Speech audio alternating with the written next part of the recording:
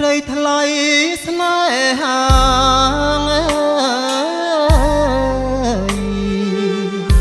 តាមពាក្យអូនទីបងមិនហ៊ានខានទុំក្រដល់ថ្នាក់បនស័ក្តិជាស្មៀន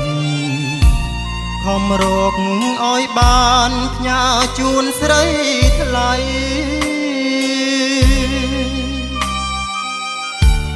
បើអូនយល់ថាកងជាដួងចិត្តណាដំណាងពាក្យពិតជាកងនិស័យ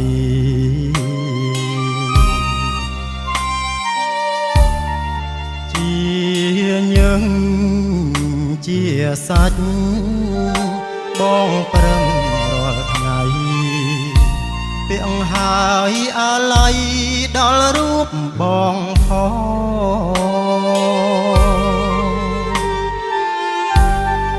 បនដាំប៉ុននឹងគូដឹងគូចាំមិនបានមួយឆ្នាំអូនប្រែបែកខ្នង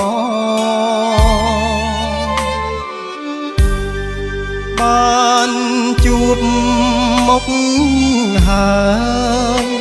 ប្រងអើយដាក់បងបងពេជ្រដាំកងក៏មិនចេញស្ដី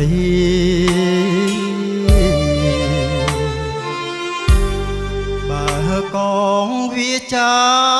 ប្រាប់ថាមានម្ចាស់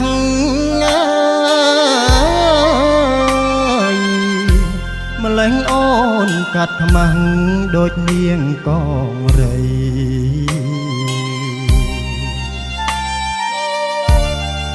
តែផ្ទុយទៅវិញអូនមានគូថ្មីបណ្ដាធ្វើឲ្យបងអួតឈាម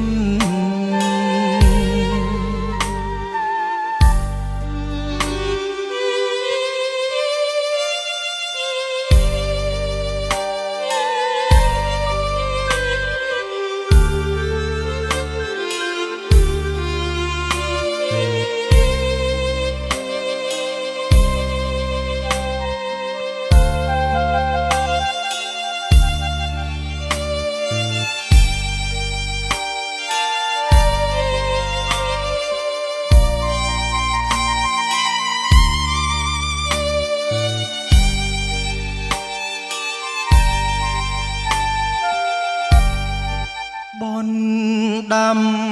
ប៉ុននឹងគូដឹងគូចាំមិនបានមួយឆ្នាំអូនប្រែបែកខ្នងបានជួបមុខហើយប្រងអើយដាក់បងពេជ្រ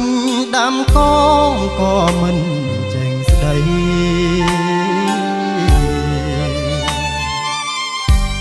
បើកងវាចា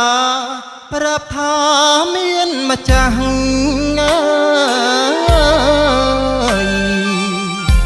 ម្លេះអូនកាត់ខ្មាំងដូចនាងកងរី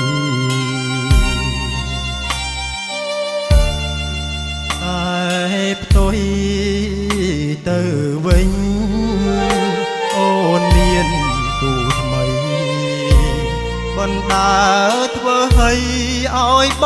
ងអួតឈាម